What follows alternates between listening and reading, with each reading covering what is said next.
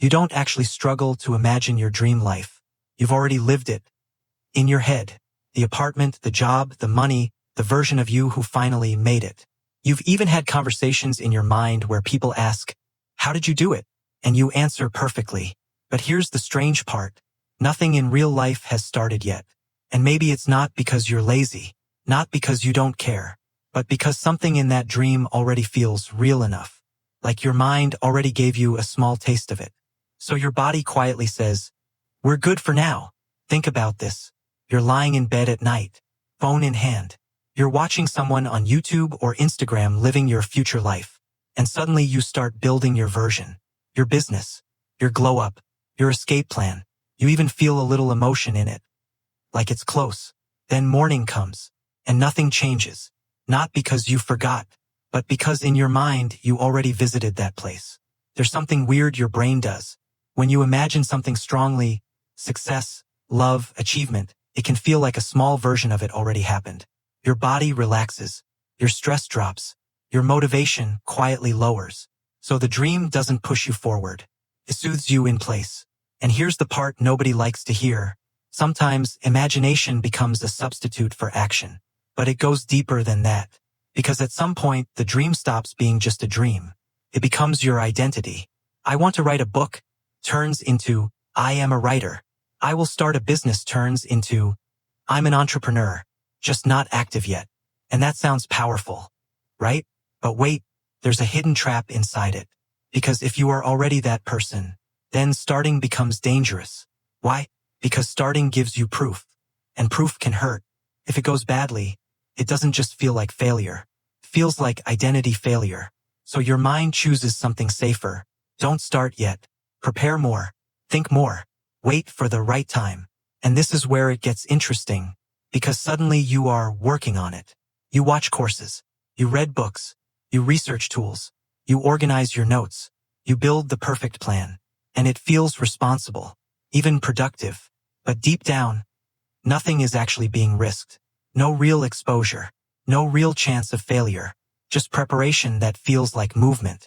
There's even research showing something simple. Most people don't act based on what they intend. They act based on what feels safe in the moment. So the gap between I will do it and I did it stays open. Not because people don't care, but because starting feels heavier than imagining. Especially when the dream is big.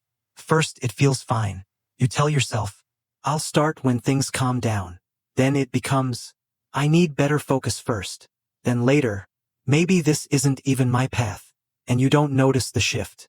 Because there was no single moment you quit. You just kept not starting. And slowly, something quiet builds inside. Not panic. Not drama. Something softer. A strange sadness you can't explain.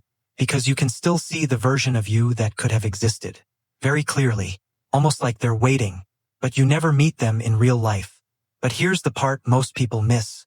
It was never about discipline alone. And it was never just about motivation. It's about exposure. To try means to reveal yourself. To see what you can actually do and not what you imagine. And that is uncomfortable in a very specific way. Because if you try, you might find out you're not as far as your imagination says. Or worse, you might find out you are capable, but inconsistent. And both truths hurt in different ways.